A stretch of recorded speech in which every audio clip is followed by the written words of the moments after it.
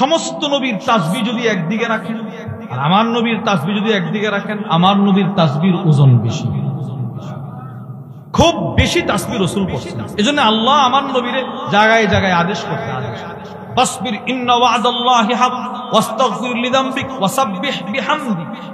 আল্লাহ আল্লাহর রাসূলকে বলছেন আপনি প্রশংসার সাথে আপনার রবের তাসবিহ পড়ুন, সুবহানাল্লাহ বলেন। অন্যরা পড়ছে এমনি, আর আল্লাহ আমার নবীকে সরাসরি আদেশ করেন ওয়া তাওয়াক্কাল আলাল হাইয়্যিল্লাযী লা ইয়ামুত, ওই সত্তার উপরে ভরসা করুন যার কোনো মৃত্যু নাই। ওয়াসাব্বিহ বিহামদি, ওই রবের প্রশংসার সাথে তাসবিহ করুন। আর আমার নবীও তাসবিহ করছেন। মুসলিম শরীফের বর্ণনা وعن عائشة رضي الله تعالى عنها قالت أما زن عائشة الصديقة رضي الله تعالى عنها থেকে বর্ণিত তিনি বলেন كان رسول الله صلى الله عليه وسلم يكثر أن يقول قبل أن يموت।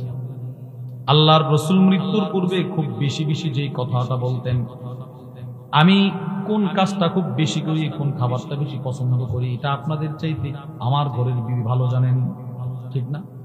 আপনারা কে কোন কাজটা বেশি পছন্দ করেন, কে কোন খাবারটা বেশি পছন্দ করেন, কে কোন জামাটা বেশি পছন্দ করেন, কে কোন কার কি অভ্যাস, এটা আপনার ঘরওয়ালি ভালো জানেন। আম্মা জান আয়েশা বলেন আল্লাহর রাসূল মৃত্যুর পূর্বে কোন কথাটা বেশি বলতেন এটা আমি ছাড়া কেউ জানে না, আমি খুব ভালো করে জানি। সেটা কি? আম্মা জান বলেন নবীজি মৃত্যুর পূর্বে খুব বেশি বেশি বলতেন সুবহানাকাল্লাহুম্মা সুবহানাকাল্লাহুম্মা সুবহানাকাল্লাহুম্মা। বলেন তো কি বলতেন? আচ্ছা, এবার যদি আমি আপনাদেরকে প্রশ্ন করি, বলেন তো নবীজি মৃত্যুর পূর্বে কোন কথাটা বেশি বলতেন? বলেন বলেন বলেন। তাহলে আল্লাহর রাসূল তাসবিহ পড়ে নাই, কি পরিমাণ পড়ছে? দুইটা পয়েন্ট। এক নাম্বার, সমস্ত ইবাদতের মূল ভিত্তি হলো জিকিরের উপর। বলেন সমস্ত ইবাদতের মূল ভিত্তি কিসের উপর? দুই, যত রসুল পাঠিয়েছেন সব নবীরা তাসবিহ পড়েছেন, আর রসুল পাঠানোর একটা উদ্দেশ্য এটাও ছিল উম্মত যেন জিকির বলা হয়। তিন, যদি আল্লাহ আপনাকে আমাকে জান্নাত দান করে, আল্লাহ জান্নাতটা দান করে দেন, বলেন আমিন। আল্লাহ যে সমস্ত মাইয়িত এই এলাকা সহ আমাদের যত উম্মতে মুসলিমা অন্ধকার কবরের বাসিন্দা, আল্লাহ প্রত্যেকের কবরটাকে জান্নাতের টুকরা বাগান বানায় দেন। আমাদেরকে আল্লাহ তাআলা পরিপূর্ণ হেদায়েতের উপরে অটল অবিচল থাকার তৌফিক দান করেন। জান্নাতে যাওয়ার সময় জান্নাতীদের একটা স্লোগান, সুবহানাল্লাহ বলেন।